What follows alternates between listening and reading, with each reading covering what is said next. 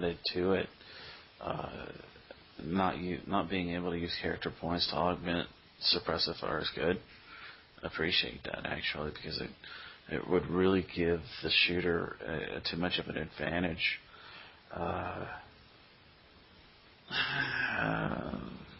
Expenditure seems fine.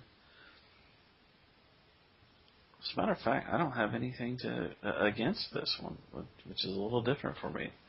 I've been considering I continue to fight over whether we can use character points for a shift to soak damage. So, sorry, I interrupted your train of thought. Throw it out there, Daniel. You've derailed it. It's gone. I have been. There it is. Now it's back. It just popped into the station. I have tried to be contrary with you lately, so we could generate more arguments. No. Discussions, not arguments. No, this time. Arguments means that there has to be losers, and there's no losers. But this time you have got something that I can stick behind. I expect you to be testing this soon. Right. I tell you what, we're talking about testing different mechanics and stuff like that. The one that I have come up with lately that has just been doing really well is having people narrate their complications or their spectacular successes. Everybody seems to like that rule a lot. I'm real happy with that one. Moving on. Nicholas Ladig posted Star Wars D6 Alien Special Abilities, which is really named the Alien Creation Guide version 1.0, which Don took from his original document and converted into a Google Doc, and he shared it. This will be listed up on the blog. Some things here, sections of creation, including such things as biology, appearance, and society.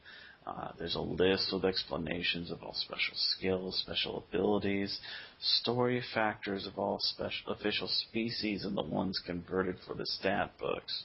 You got anything else you want to...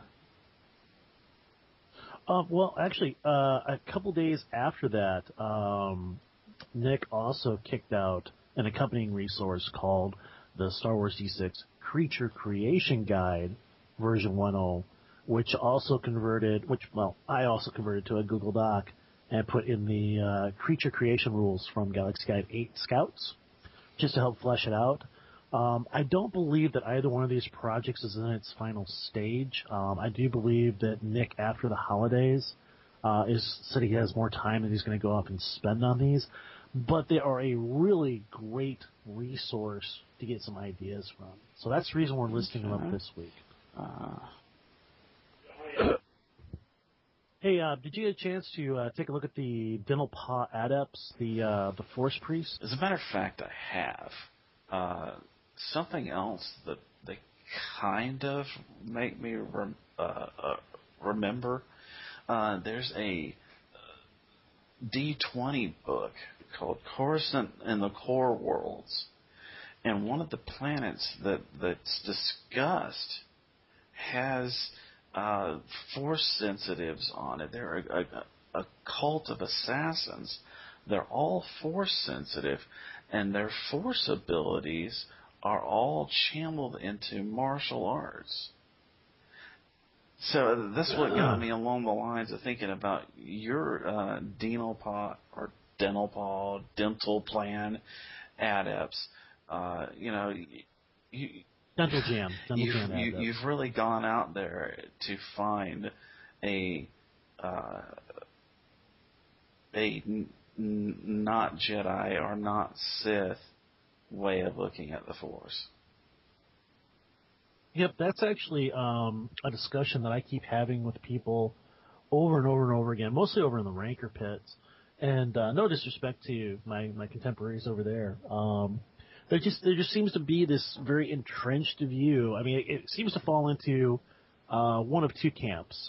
There's the people who are, the movies, and nothing but the movies, so help you, Lucas.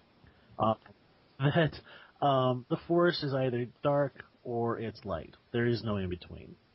Then you've got the other camp of individuals who are like, well, the EU expanded universe has added so much additional stuff. And the thing that keeps coming up is the latest, or one of the last books, which was called Unifying Force, where the idea was presented that the Force had no light or dark side, that it just was. And so you can see where these two school of thoughts kind of clash a little bit. And it doesn't seem to be a whole lot of wiggle room between the two. I mean, it's either light and dark, or it's, a tool. My opinion isn't so much that the Force is a tool, but that, indeed there are light and dark involved in it, but the difference is how you choose to access the Force and how you use it. And I know that we're kind of getting a little bit off topic, but for example, something that keeps coming up over and over and over again is Force lightning, which is traditionally a dark side power. And I've said over and over again, well, wait a minute. If you had a Force user who could generate Force lightning without accessing those things that are traditionally dark side, fear, hate, that sort of thing, why couldn't he use that power? And they're like, well, because the way the Force is accessed, it's a manipulation and a twisting of the Force. That's the reason you create lightning. I'm like, all right, well, fine. How about this? He uses it to control the static energy in the air, and then turns around and uses the Force to control it to go down a positive or negatively charged trail to hit someone. So he's actually creating the Force lightning out of the environment and not an actual manipulation of the Force to create it. Oh, now you're just splitting hairs. No, I'm not. It's very, very clear. It does the same thing mechanically, but the way that they're done are completely different. But I can't seem to get that thought across to people. People are going to be sided, especially when it comes to the EU, which I believe expounds. I mean, after all, they introduced a race that is unaffected by the Force. Yeah, 19 whole books. Right. Oh. Yes, it's another one of those ones where it went 19 books, and then the last book, and like the last 6 pages, like wrap everything up that's been going on for 2 years. Thank you, Lucas. So, to me, I see the Force as, it's not a tool, but at the same time, it is more than just black and white. Yeah, exactly.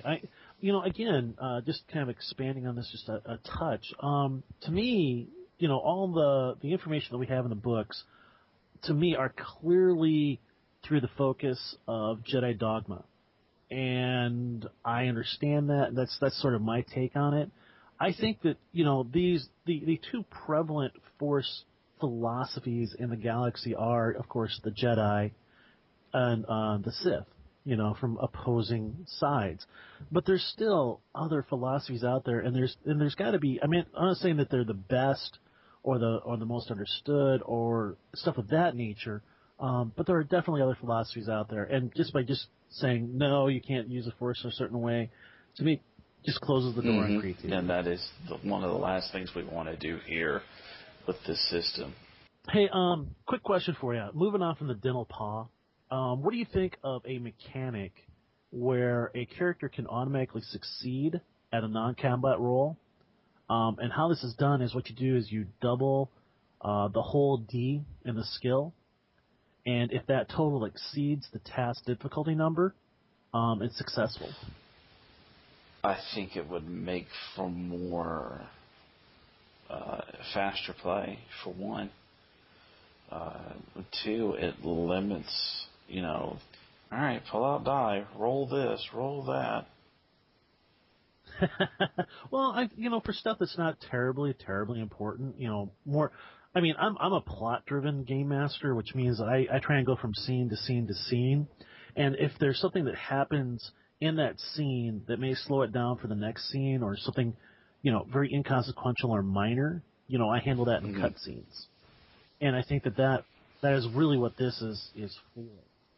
Now, the other thing on top of this is I think it would work really well. It definitely needs to be play tested more, but also before you do your doubling and stuff like that, you can toss on your modifiers as well as character points. They want to spend a character point on it as well. You just take all the dice, add them, subtract them until you've got a sum, and then you double it, and that, if that exceeds or equals your target number, then it happens. Now, again, keeping in mind these are for non-combat roles, so this is all stuff that would be encompassed under the umbrella of role playing. I like the idea. What's the word we're going to go for here? No, not Don's great. A little more than that. Don's awesome. Oh, another word for can we Star Warsy rumor? I heard it through an Imperial spy that Ty Kane is working on an Android app for Star Wars dice. That is correct. I have not gotten all the details from him yet. Ty has a great deal of creative energy, and the guy he's just a fount of really good skills. Apparently, he has already been working on a beta version of it, and it's my understanding that it's not 100% complete yet. He was asking some people from the community, what they thought was needed in it and stuff like that. And he said that he's going to be making the beta available before too long. I don't have a time on that at all yet. I'm excited. I've spent the last probably about 4 weeks looking for dice apps. I found a number of dice apps that I can make work. Unfortunately, I have to make macros, and then of course for every different dice combination, it's just been very difficult. Now there are some online apps that you can use, but unfortunately, I don't believe that there's a way to download and access those if you don't have internet connection. I'm sure there's an applet out there that allows you to download a web page. I just haven't found one that works well yet. So that's what I know about the Dice applet. I'm really excited about it. I'm going to keep quiet about this until Ty makes a Windows version. Why? You can put it on your phone. It's going to be an Android app. My phone is a Windows phone. Yeah. Oh, you've got a BlackBerry? No, it's a Windows phone. I'm not familiar with just a Windows phone. It's not a. Google not a Foo after we're done. Okay. Now will do. Your buddy Jared Gunning. Yes, Jared Savage Daddy Gunning, the guy who is all things Savage Worlds. Happens to be in one of my Star Wars D6 gaming groups because he's a Star Wars nut, kind of like the rest of us. He's been diligently working on his Savage Star Wars, which is a hack for Savage Worlds, with his basis being the Star Wars D6 system.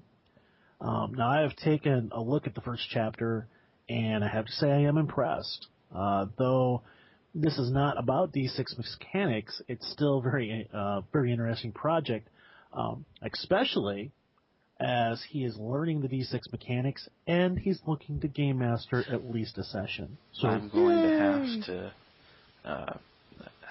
I can't think of a nice way to put this. Stuff my family wears. I'll pay for them to go out of the house to get called into that session. In one of Jared's sessions? Yeah, it's my understanding, I'll have to double check this with Jared, but I don't believe Jared has done any other game system in at least a year, if not 2. So when he says he's willing to game master at least a session, that's like, parade kind of stuff there, man. Call up the band, strike up the music. Something else that I wanted to hear about is you didn't really talk about your game sessions. Let's see, game sessions. I wasn't able to play Friday because one of our people had pneumonia, and another one had something coming up. Thursday morning we played, was quite you fun. had a special guest the last 15 minutes, I heard. Oh, which